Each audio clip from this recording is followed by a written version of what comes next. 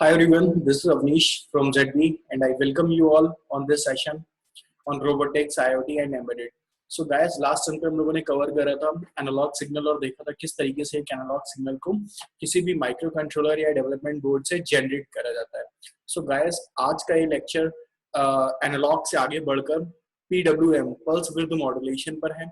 Guys, pulse width modulation थोड़ा सा difficult topic है, ये इजीली समझ में नहीं आता है. सो गाइस, इस लेक्चर में, इस सेशन में हम लोग कवर करेंगे किस तरीके से क्या होता है एग्जैक्टली PWM, क्यों यूज करा जाता है. जब ऑलरेडी हमारे पास डिजिटल और एनालॉग से काम हो रहा था तो क्या है एग्जैक्टली PWM और किस तरीके से इसको यूज करते हैं. सो गाइस, ये सब इन सब के आंसर देखते हैं स्लाइड में. So let's start. So guys, अगर PWM की बात करी जाए, इसका जैसे फुल फॉर्म होता है पल्स विद मॉड्यूलेशन. तो एक्चुअल अगर इसको सिंपल लैंग्वेज में अगर समझने की कोशिश करा जाए तो जो PWM होता है वो बेसिकली एक एनालॉग सिग्नल को जनरेट करने के काम में आता है. मतलब इसका क्या मतलब है, एनालॉग सिग्नल तो हम लोग एनालॉग राइट की हेल्प से जनरेट कर ले रहे थे, लेकिन PWM एग्जैक्टली क्या होता है. तो गाइस, कुछ टर्मिनोलॉजी है जो हम लोग पहले समझेंगे, फिर देखेंगे किस तरीके से PWM की हेल्प से हम लोग एक एनालॉग सिग्नल जनरेट करते हैं. सो गाइस, अगर ऑर्डिनो यूनो बोर्ड की अगर बात करी जाए तो जिसमें कि PWM पिन मेंशन होती है, जैसा कि मैं स्टार्टिंग में बताया था 3, 5, 6, 9, 10 एंड 11. और इसको PWM पिन को मेंशन कराया जाता है किसी भी पिन के ऊपर जब डैश साइन लगा होता है तो इसको PWM पिन को कंसीडर करा जाता है. सो गाइस, थोड़ा सा और अगर डेप्थ में अगर इसको समझने की कोशिश करा जाए तो कुछ टेक्निकल टर्मिनोलॉजी है जिसको समझते हैं कि जो भी सिग्नल कोई भी एक डिजिटल पिन जनरेट कर रही होती है उसकी फ्रीक्वेंसी होती है 490 हर्ट्ज. मतलब उसकी जो स्पीड होती है, कोड को लिखे हुए कोड को रन करने की जो स्पीड होती है वो कितनी होती है 490 हर्ट्ज. मतलब 490 हर्ट्ज की स्पीड से कोई भी कोड को लिखे हुए कोड को, प्रोग्रामिंग कोड को ये एग्जीक्यूट करती है. मतलब जो डिजिटल सिग्नल जनरेट करती हैं उसकी स्पीड इतनी होती है. थोड़ा सा और जानने की कोशिश करते हैं क्या होता है. और इसी के साथ में अगर पल्स विड्थ मॉड्यूलेशन, अगर PWM सिग्नल की अगर बात करी जाए तो जैसा कि जो 3, 9, 10, 11 जो ये पिन्स होती हैं बेसिकली ये मेरी जैसा कि सेंटेंस लिखा हुआ है कि the frequency of the PWM signal on the pin 5 and 6 will be about 980 hertz. मतलब स्पेशली अगर 5 और 6 पिन की बात करी जाए तो इसकी स्पीड थोड़ी ज्यादा होती है, और अदर पिन्स अगर बात करी जाए 3, 9, 10, 11 की तो इनकी 490 हर्ट्ज ही होती है. इसको थोड़ा सा और डिकोड करने की अगर कोशिश करी जाए तो क्योंकि फ्रीक्वेंसी है 490 हर्ट्ज, मतलब हम लोग अभी जनरलाइज फ्रीक्वेंसी लेके चल रहे हैं जो कि 490 हर्ट्ज है. तो टाइम पीरियड की अगर बात करी जाए तो टाइम पीरियड कितना होगा 1 डिवाइडेड बाई एफ. मतलब कि 1 डिवाइडेड बाई 490 हर्ट्ज. और अगर इसको कैलकुलेट करते हैं तो ये अप्रॉक्स 2 मिली सेकेंड्स के बराबर आएगा. मतलब टाइम पीरियड जो है 2 मिली सेकेंड है. इसको थोड़ा सा और डेप्थ में जानने की कोशिश करते हैं. मतलब क्या है कि the signal generated by the Arduino Uno has the time period of 2 millisecond. तो ये टाइम पीरियड एग्जैक्टली होता क्या है किसी भी एक सिग्नल में, इसको भी थोड़ा सा और जानने की कोशिश करते हैं. सो गाइस, ये जो टाइम पीरियड होता है वो बेसिकली कुछ ये होता है कि अगर बात करी जाए जब हम लोग डिजिटल सिग्नल जनरेट कर रहे थे तो उस टाइम में हम लोग कोड लिखते हैं. लेट्स से एक वर्ड सेटअप होता है जिसमें हम लोग पिन मोड डिक्लेयर करते हैं. देन उसके बाद होता है वर्ड लूप जिसमें हम लोग ये बताते हैं कि किस तरीके का सिग्नल आने वाला है. मतलब डिजिटल सिग्नल आने वाला है कि एनालॉग सिग्नल आने वाला है. तो जैसे ही डिजिटल राइट लिखते हैं तो मतलब कंपाइलर को पता चल जाता है, सॉफ्टवेयर को पता चल जाता है, माइक्रो कंट्रोलर को पता चल जाता है कि एक डिजिटल सिग्नल को जनरेट करना है. फिर वो क्या करता है, उसके अंदर के लिखे हुए आर्ग्यूमेंट को चेक करता है. तो पहला आर्ग्यूमेंट होता है 13. मतलब 13 नंबर पिन पे हमें आउटपुट जनरेट करना है. कैसा, डिजिटल. अब डिजिटल दो तरीके के होते हैं, तो हाई या तो लो.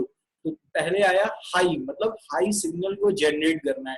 तो इसने क्या करा, एक हाई सिग्नल की एक पल्स विड्थ, जैसा कि नीचे ग्राफ में देख पा रहे हैं, तो इसने क्या करा कि जैसे ही 13 हाई इसको मिला, इसने क्या करा, एक सिग्नल हाई पल्स का जनरेट करा. नीचे लिखा हुआ था कि डिले कितनी देर के लिए, 1 सेकेंड के लिए, मतलब 1000 मिली सेकेंड के लिए. मतलब कि डिजिटल हाई इसको कब तक रखना है उस पिन पर, ये रखना है इसको 1 सेकेंड तक. मतलब एक जैसे ही डिले यानी इंस्ट्रक्शन को ये रीड करता है तो ये क्या करता है, डिले उस अपने प्रोग्राम को उसी जगह पर, इंस्ट्रक्शन को उसी जगह पर स्टॉप कर देता है। वो नेक्स्ट लाइन में उसको पता नहीं होता है कि नेक्स्ट लाइन में क्या लिखा है, जब तक कि डिले में लिखा हुआ, डिले फंक्शन में लिखा हुआ टाइम पूरी तरीके से समाप्त नहीं हो जाता है। तो उसने क्या देखा कि 1 सेकंड बाद, जब 1 सेकंड पूरा हो गया, तो इसने क्या देखा कि जस्ट अगले ही नैनो सेकंड, 1 सेकंड पूरा होते ही जस्ट अगला जो नैनो सेकंड होगा उसमें लिखा था डिजिटल राइट 13 नंबर पिन पे लो। अब इसने क्या करा, जैसा कि ग्राफ में देख पा रहे हैं, तो 13 में क्या हुआ, 13 पिन पे लो सिग्नल चला गया। अब लो सिग्नल कब तक बना रहेगा, सिमिलरली 1 सेकंड तक। उसके बाद में क्या होगा, क्योंकि वॉइड लूप है तो बार बार ये प्रोसेस रिपीट होगा और 1 सेकंड के लिए हाई, 1 सेकंड के लिए लो, इस तरीके का सिग्नल जनरेट होगा। अब गैस टाइम पीरियड को समझते हैं, इसमें टाइम पीरियड क्या है एक्चुअली।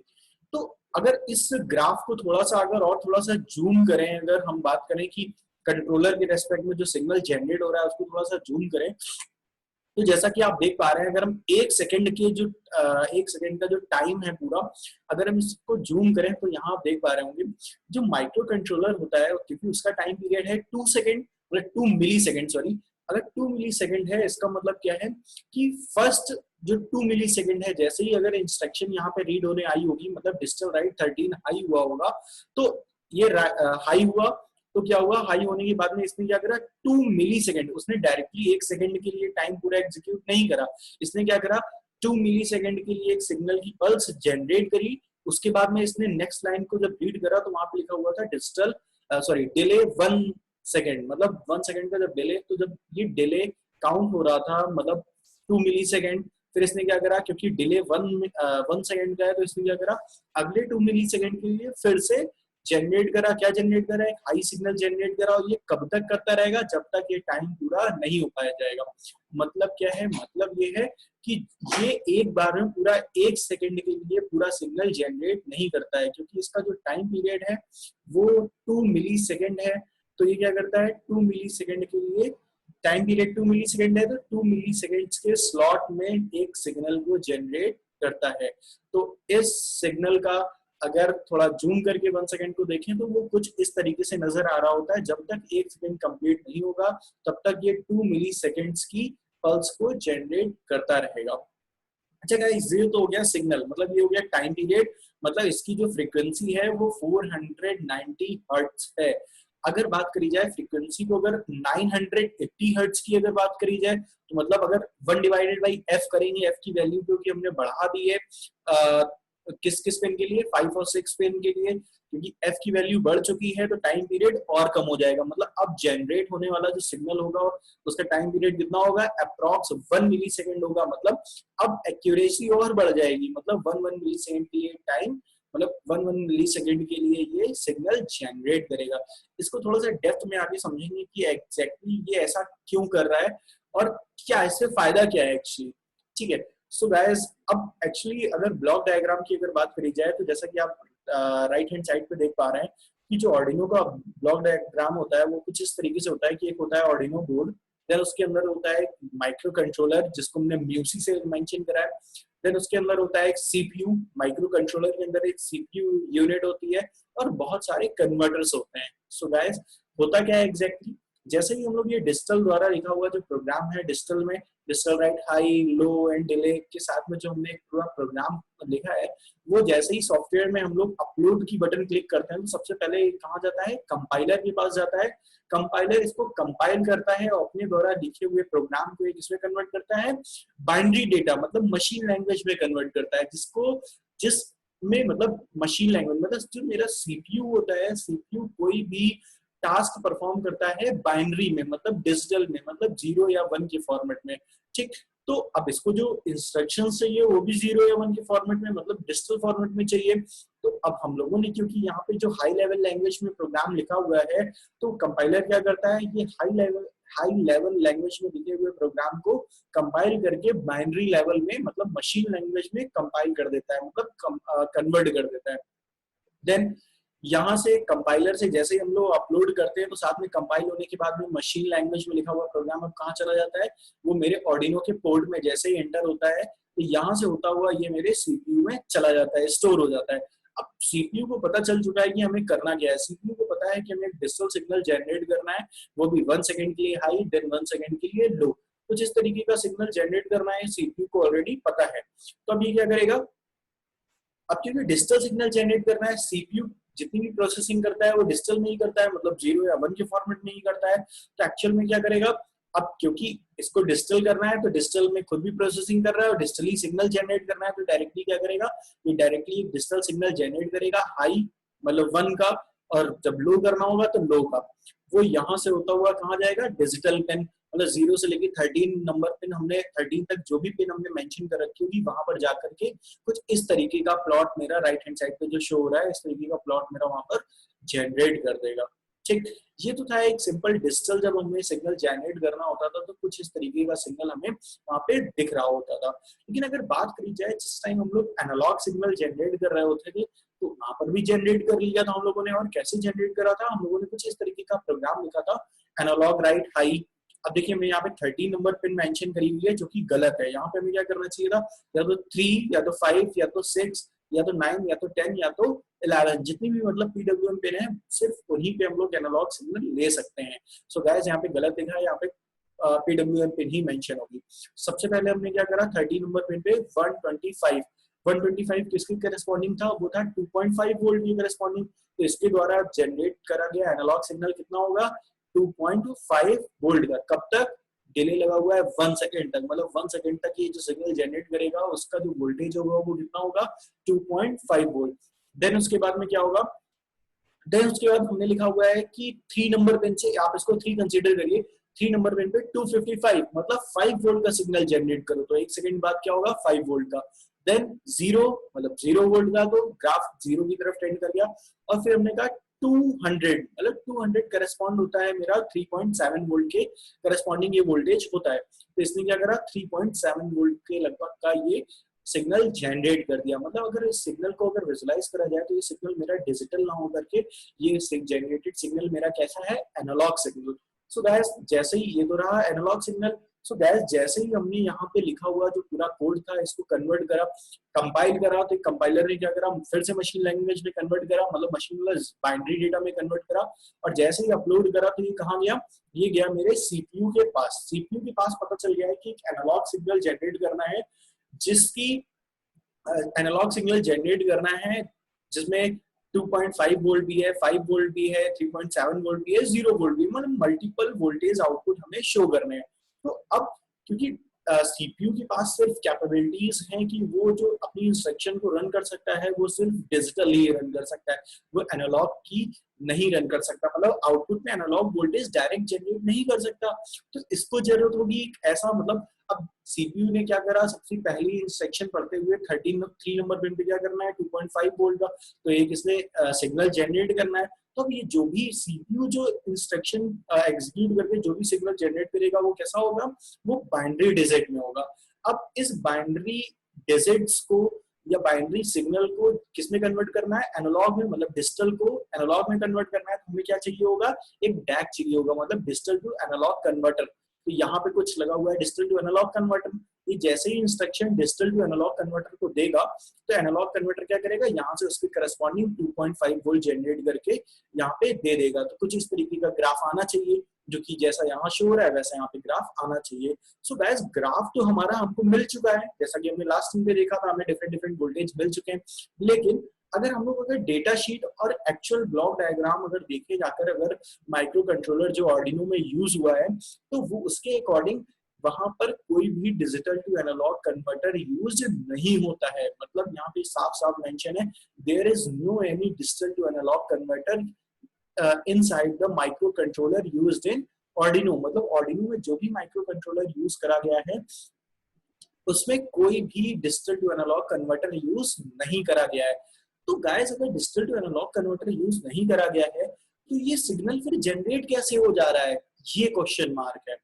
आप मतलब समझ पा रहे होंगे, जो सीपीयू होता है, सीपीयू बेसिकली जो इंस्ट्रक्शन को एग्जीक्यूट कर रहा है, एनालॉग राइट या डिजिटल राइट, तो ये क्योंकि सिर्फ डिजिटल ही अपने आप को एग्जीक्यूट करता है हाई या लो के फॉर्मेट में या 0-1 के फॉर्मेट में, तो एनालॉग कैसे जनरेट हो जा रहा है। तो एनालॉग जनरेट करने के लिए अब नेक्स्ट स्लाइड पे जाते हैं। सो गाइस यहाँ पर अब आता है पीडब्ल्यूएम सिग्नल का रोल। मतलब जैसे ही हम लोग अगर बात करें कि अगर हमें एक एनालॉग सिग्नल जनरेट करना है तो यहाँ पे डैक ना यूज होकर के यहाँ पर यूज होता है पीडब्ल्यूएम टाइमर। मतलब यहाँ पर सीपीयू जो है एनालॉग सिग्नल जनरेट करता है with the help of PWM timer. So guys PWM timer की हेल्प से ये सिग्नल जनरेट करता है। तो ये पीडब्ल्यूएम टाइमर एक्चुअली करता क्या है, इसको भी थोड़ा सा जानने की कोशिश करते हैं। लेकिन इसको जानने से पहले, मतलब इस चीज को जानने से पहले कि पीडब्ल्यूएम टाइमर एग्जैक्टली करता क्या है जिससे कि एक एनालॉग सिग्नल जनरेट हो जाता है, इससे पहले हम एक टर्म समझ लेते हैं कि ड्यूटी साइकिल एक्चुअली क्या होता है। कि मतलब ड्यूटी साइकिल एक्चुअल में क्या होता है। सो गाइस आप लेफ्ट साइड पे एक ग्राफ देख पा रहे हैं जो कि डिजिटल सिग्नल जनरेट कर रहा है, 1 सेकंड के लिए हाई हो रहा है और 4 सेकंड के लिए लो हो रहा है, फिर 1 सेकंड के लिए हाई, देन 4 सेकंड्स के लिए लो, फिर हाई फिर लो। मतलब हाई लो डिजिटल एक सिग्नल जनरेट कर रहा है, 1 के लिए हाई 4 के लिए लो। सो गाइस एक ड्यूटी साइकिल एक फॉर्मूला होता है जो कि होता है on time divided by total time. So guys मतलब सॉरी, अभी क्या है कि ये सिग्नल टोटल ये 4 सेकंड का ये टोटल एक सिग्नल जनरेट कर रहा है जिसमें 1 सेकंड के लिए हाई है और 3 सेकंड्स के लिए ये लो हो रहा है, फिर 1 सेकंड के लिए हाई, 3 सेकंड के लिए, इसको ये रिपीट कर रहा है। तो टोटल टाइम की बात करी जाए तो वो है 4 सेकंड और ऑन टाइम की बात करी जाए वो है 1 सेकंड। तो ड्यूटी साइकिल क्या होता है, on time divided by total time. तो ऑन कितने सेकंड के लिए, 1 सेकंड के लिए, डिवाइडेड बाई टोटल टाइम कितना है 4 सेकंड। मतलब ड्यूटी साइकिल कैलकुलेट करी जाए तो ड्यूटी साइकिल है यहाँ पर 0.25 सेकेंड्स, मतलब 0.25, या अगर परसेंटेज में अगर कन्वर्ट करी जाए तो 25%। मतलब ये सिग्नल कितनी देर वर्क कर रहा है, ये सिग्नल अगर बात करी जाए 4 सेकंड में ये 25% ही तो ये हाई हो रहा है, 25% टाइम के लिए हाई हो रहा है। मतलब ये जो आउटपुट दे रहा है कितनी देर के लिए हाई दे रहा है 25, मतलब ये कितनी देर ड्यूटी परफॉर्म कर रहा है 25% ये अपनी ड्यूटी परफॉर्म कर रहा है। सो गाइस अगर इस सिग्नल को अगर हमें अगर जनरेट करना हो तो बहुत सिंपल है, हम लोग डिजिटल राइट हाई कर देंगे 1 सेकंड के लिए और डिजिटल राइट लो कर देंगे 3 सेकंड्स के लिए, और जैसे ही राइट डाउन करेंगे तो ये सिग्नल मेरा जनरेट हो जाएगा। और इस सिग्नल को अगर हम लोग एलईडी पे अगर चेक करें, जैसा कि यहाँ पर लिखा हुआ है, देखें अपनी नेक्ड आइज से अगर हम देखें, मतलब अपनी नॉर्मल आइज से अगर हम उसको देखने की कोशिश करें उस एलईडी को, तो हमें कुछ ऐसा नजर आएगा कि 1 सेकंड के लिए एलईडी जल रही है और 3 सेकंड के लिए एलईडी बंद हो रही है, कुछ ऐसा नजर आएगा जिसका ड्यूटी साइकिल क्या है 25%। ये था ड्यूटी साइकिल। अगर इस एलईडी को, इस सिग्नल का इम्प्लीमेंटेशन अगर हम लोग एक अपनी नेक्ड आइज से एलईडी पर देखेंगे तो हमें 1 सेकंड के लिए हाई और 3 सेकंड के लिए लो नजर आएगा। लेकिन अगर बात करी जाए, अगर इस टाइम पीरियड को अगर बहुत रिड्यूस कर दिया जाए, मतलब ये जो टोटल टाइम पीरियड 4 सेकंड है, अभी जो सेकंड्स में है अगर उसको मिली सेकंड में कन्वर्ट कर दिया जाए तो शायद तो गाइस ये जो बात हम लोगों की है, जो हम लोग नेक्ड आइज से जो सिग्नल देख पा रहे हैं वो एग्जैक्टली हाई और लो में हमको नजर नहीं आ रहा होगा, वो कुछ इसके बीच की स्टेट हो रही होगी। ऐसा क्यों, थोड़ा जानने की कोशिश करते हैं। सो गाइस अगर बात करी जाए पल्स विड्थ मॉड्यूलेशन की, जैसा कि आप यहाँ देख पा रहे हैं कि पल्स विड्थ मॉड्यूलेशन एक्चुअली होता क्या है। अब थोड़ा सा पल्स विड्थ मॉड्यूलेशन को, इसमें इम्प्लीमेंटेशन इसका देखते हैं। सो गाइस जैसा कि हमने बताया कि अगर टाइम पीरियड की बात करी जाए, ऑर्डिनो की टाइम पीरियड की बात करी जाए, तो टाइम पीरियड होता है लगभग 490 हर्ट्ज की अगर बात करी जाए तो 2 मिली सेकेंड मेरा एक टाइम पीरियड होता है। मतलब जो रेगुलर टाइम पीरियड होता है, जैसा कि आप यहाँ पे ग्रीन लाइंस देख पा रहे हैं, ये होता है मेरा रेगुलर टाइम पीरियड। अगर 1 सेकंड के लिए अगर एनालॉग राइट हाई करना है तो मेरा जो कंट्रोलर होता है, मेरा जो सीपीयू होता है, वो एक बार में 1 सेकंड के लिए analogue write digital write high नहीं करता है। वो क्या करता है, वो 2 मिली सेकंड के लिए हाई करता है। तो सो गाइस जैसे ही कंपाइलर के पास, मतलब सीपीयू के पास एक इंस्ट्रक्शन आती है कि एनालॉग राइट 3 नंबर पिन पे या किसी भी पीडब्ल्यूएम पिन पे पर्टिकुलर जैसे ही कोई एक नंबर आता है तो ये क्या करता है, ये उसके करस्पॉन्डिंग एक सिग्नल जनरेट करता है। लेकिन वो सिग्नल कैसा होता है, सीपीयू डिजिटल ही सिग्नल जनरेट करेगा, डिजिटल डेटा जनरेट करेगा। वो कैसा होगा, वो 2 मिली सेकंड के लिए ही होगा। सो गाइस अगर बात करी जाए कि अगर 0% है, अगर हमने एनालॉग राइट अगर 0 दे रखा है तो 0 करस्पॉन्डिंग होता है मेरे 0% ड्यूटी साइकिल। ड्यूटी साइकिल मतलब वो 2 मिली सेकंड की अगर बात करी जाए तो 2 मिली सेकंड में कोई भी वर्किंग नहीं करेगा सिग्नल, मतलब कोई भी सिग्नल जनरेट नहीं करेगा। मतलब 2 मिली सेकंड में कोई 0 वोल्टेज जनरेट कर रहा होगा, मतलब फिर नेक्स्ट 2 सेकंड होगा तो फिर से 0, इस तरीके से 0 0 0।